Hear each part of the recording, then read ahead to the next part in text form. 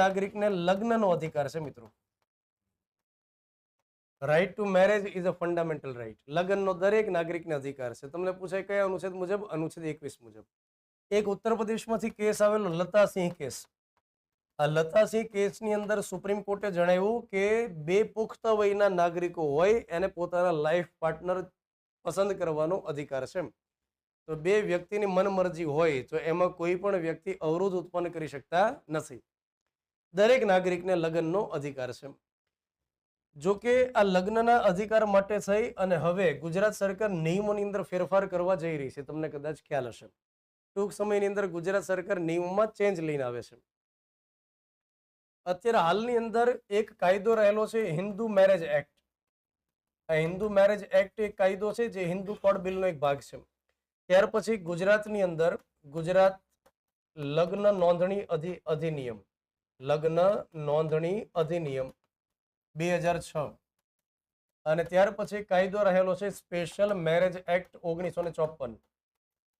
આ અલગ અલગ કાયદાઓ રહેલા છે જે લગ્ન માટેની નોંધણી માટેના છે. જ્યારે કોઈ વ્યક્તિને લવ મેરેજ કરવા હોય, ભાગીને મેરેજ કરવા હોય, તો એના માટેની પ્રક્રિયા શું હોય હું તમને સમજાવું દોસ્તો. જો એક જ ધર્મની અંદર હોય ને, એક જ ધર્મની અંદર બંને પાત્રો, તો સ્પેશિયલ મેરેજ એક્ટનો ઉપયોગ નથી કરવાનો. એના માટે થઈ અને ગુજરાત લગ્ન નોંધણી અધિનિયમ 2006 નો ઉપયોગ થાય, અથવા તો હિન્દુ મેરેજ એક્ટ અંતર્ગત મેરેજ થઈ શકે. જો એક પાત્ર એક ધર્મનું હોય, બીજું પાત્ર બીજા ધર્મનું, તો એના માટે સ્પેશિયલ મેરેજ એક્ટ હોય. પણ માનો કે એક જ ધર્મના બંને પાત્ર હોય, તો એમણે શું કરવાનું કે રજિસ્ટર જનરલની ઓફિસ હોય, ત્યાં મેરેજ રજિસ્ટ્રેશન કરવામાં આવે, ત્યાં એના વકીલ હોય, વકીલ રાખી દેવાનો હોય. આના માટે સ્પેશિયલી વકીલો હોય જ. ત્યાં તમે જાઓ તો વકીલ ત્યાં મળી જ રહે તરત જ.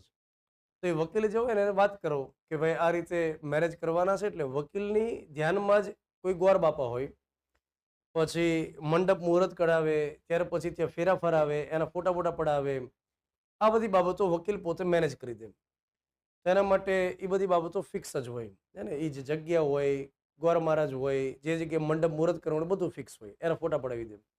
ત્યાર પછી વકીલ એપ્લિકેશન આપી દે રજિસ્ટ્રાર જનરલની ઓફિસમાં. એ એપ્લિકેશન આપે એટલે લગભગ સેમ ડે અથવા બહુ તો બીજા દિવસે મેરેજ સર્ટિફિકેટ ઇસ્યુ થઈ જાય. ત્યાં બે સાક્ષીઓ લઈ જવાના હોય. બે સાક્ષીઓ પુખ્ત વયના હોય અને સાથે માનસિક રીતે સ્થિર હોય ને એવા ચાલે. તો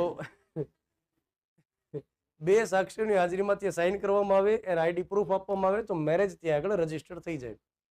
તો જો એક જ ધર્મની અંદર હોય તો ખાસ નોટિસ પીરિયડ ને વગેરે નથી હોતું. પણ હા, અલગ અલગ ધર્મના વ્યક્તિ હોય ને તો એના માટે સ્પેશિયલ મેરેજ એક્ટ હોય, અને એમાં જે વ્યક્તિએ મેરેજ કરવાના હોય એની આખી વિગત નોટિસ બોર્ડમાં 30 દિવસ માટે મૂકવામાં આવે. આ 30 દિવસ દરમિયાન કોઈને માનો કે પ્રશ્ન હોય તો ઓબ્જેક્શન ઉઠાવી શકે. આ સ્પેશિયલ મેરેજ એક્ટમાં છે. પણ ગુજરાત માટે જે 2006 નો કાયદો છે એ અંતર્ગત કોઈ નોટિસ પીરિયડ હોતો નથી. હું તમને સમજાવું કે ગુજરાત સરકાર હવે આમાં શું બદલાવ કરવા માંગે છે. નિયમની અંદર થોડો ચેન્જ આવશે મિત્રો, અને નિયમની અંદર જે ચેન્જ આવે થોડો ખતરનાક પ્રકારનો છે. એટલે જેને વાતચીત શરૂ હોય થોડી ઉતાવળ રાખી શકે ને નિયમની અંદર બદલાવ આવે એની પહેલા. હવે નિયમની અંદર બદલાવ એ આવે છે કે વકીલ જે એપ્લિકેશન આપે, વકીલ જે અરજી કરે, ત્યાર પછી અત્યાર સુધી ક્લાસ 3 સુધીના જે અધિકારી હોય ને, ક્લાસ 3, તો એ પણ મેરેજ સર્ટિફિકેટ માટે પ્રક્રિયા કરી શકતા. હવે નવા નિયમમાં એવું કહે છે કે અરજી કર્યા પછી ક્લાસ 2 અધિકારી હોય રજિસ્ટરની ઓફિસમાં, એ આની પ્રક્રિયા સંભાળશે, ક્લાસ 2 અધિકારી. અને જે છોકરી અને છોકરાના જે ઘરના સભ્યો છે, માતા પિતા છે, એને નોટિસ આપશે. એ માતા પિતાને જાણ કરવામાં આવશે કે તમારા સુપુત્ર અને સુપુત્રી જીવનમાં કંઈક નવું કરવા જઈ રહ્યા છે. તો એની તમને જાણ છે કે કેમ. તો 30 દિવસમાં માતા પિતાએ જવાબ રજૂ કરવાનો હોય. 30 દિવસમાં તો માતા પિતા એના માટે ઓબ્જેક્શન ઉપાડી શકે કે ભાઈ અમને આમાં વાંધો છે કે નથી, એ રીતે કહી શકે. અથવા માતા પિતાને વાંધો ન હોય તો એમ કહી દે કે ભાઈ અમે એનું નાઈ લીધું છે, તમારે જે કરવું એ કરો. તો માતા પિતાને વાંધો હોય તોય કહી શકે, ન હોય તોય કહી શકે. એ 30 દિવસમાં જે જવાબ મળે એના આધારે ક્લાસ 2 અધિકારી નક્કી કરે કે મેરેજ રજીસ્ટર્ડ કરવા કે ન કરવા.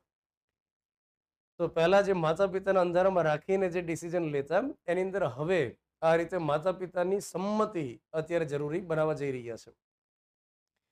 તો મને એમ કહ્યું કે આ વાત જે કરે છે એ સારી કરે છે કે ખરાબ કરે છે? કેમ લાગે છે? અભિપ્રાય તો આપો એમ. તો આમાં બે પક્ષ રહેલા છે. એક સારી એટલા માટે કે જે એકદમ નાની ઉંમરમાં મેચ્યોર હજી થયા નથી અને 18 વર્ષની કે 21 વર્ષની રાહ જોતા હોય પૂરા થઈને સીધા ભાગી જઈએ, તો એ જે પહેલો પ્રેમ કરીને જે એટ્રેક્શન ઉપર વ્યા જાય, તો એના કારણે એ બંને પાત્રને પસ્તાવો થતો હોય, તો એ કેસની અંદર જરૂરી છે કે માતા પિતાને ખ્યાલ રહે. પણ બીજો પક્ષ એ પણ છે કે માતા પિતા જે હોય ને ઘણીવાર અમરીશપુરી બની જાય છે અને બંને પાત્ર સારા હોય, યોગ્ય હોય, મેચ્યોર હોય, પણ તેમ છતાંય હા પાડતા નથી. બીજી વસ્તુ કે માતા પિતાને નોટિસ આપે છે, તો માતા પિતા જો સંમત જ હોય તો પહેલા તો આ લોકો આ પ્રક્રિયા ક્યારે કરવાની નથી, એ તો ધામધૂમથી જ મેરેજ કરવાના છે. માતા પિતાને જાણ કરવી પડે છે ત્યાંથી, એનો મતલબ જ એ થાય કે માતા પિતા રાજી રહેલા નથી. તો મને એવું લાગે છે કે ગુજરાત સરકાર જે આ પ્રકારે નિયમ લઈને આવે છે એને ચેલેન્જ તો કરવામાં આવશે સુપ્રીમ કોર્ટમાં, કે અનુચ્છેદ 21ની વિરુદ્ધમાં જાય છે. કેમ કે લતાસિંહ કેસની અંદર સુપ્રીમ કોર્ટે સ્પષ્ટ કીધું કે પુખ્ત વયના બે વ્યક્તિઓ પોતાના લાઈફ પાર્ટનર પસંદ કરી શકે. તો માતા પિતાની જે સંમતિની વાત છે, ઘણા ખરા અંશે આ બહુ સારી વાત છે. યાદ રાખજો, ઘણા બધા એવા કેસ હોય છે કે જેની અંદર પસ્તાવા સિવાય બીજું કાંઈ જ નથી હોતું, મેચ્યોરિટી હોય નહીં. અને તમે સમજો કે આ જે ખોટી કહેવાયેલી બધી બાબતો છે કે પહેલો પ્રેમ હોય જ સાચો હોય, આનાથી વાહિયાત કોઈ બાબત ન હોય. કેમ કે પહેલો પ્રેમ ઘણાને 8મા ધોરણમાં થઈ જાય છે, ઘણા 10મા ધોરણમાં થઈ જાય, ઘણા 11-12માં થઈ જાય છે. એ સમય મેચ્યોરિટી નો હોય ખાસ. તો એ બધી બાબત એકદમ વાહિયાત છે, પહેલેથી કહેવાયેલી બાબત છે. બીજો ત્રીજો પ્રેમ ઘણાને ફળે છે, ઘણા ચોથો પ્રેમ ફળે છે અને સરસ રીતે પછી જીવન જીવે છે. તો આ બધી બાબત એકદમ વાહિયાત હોય છે. તો એક રીતે આ સારી બાબત, પણ જેના માતા પિતા ખરેખર જડ જેવા છે અને એ પરિસ્થિતિ સમજતા જ નથી, સારું પાત્ર હોવા છતાં ના પાડી દેશે, તો એના માટે આ કઠણાઈવાળી બાબત છે એવા કપલ માટે. પણ મને એવી સ્પષ્ટ રીતે ખાતરી છે કે ગુજરાત સરકાર જેવો નિયમ લઈને આવશે એને અનુચ્છેદ 21 અંતર્ગત સુપ્રીમ કોર્ટમાં ચેલેન્જ કરવામાં આવશે. લગ્નનો અધિકાર ખરી, પણ હવે આગળ જતા બીજો એક કેસ આપણે સમજીએ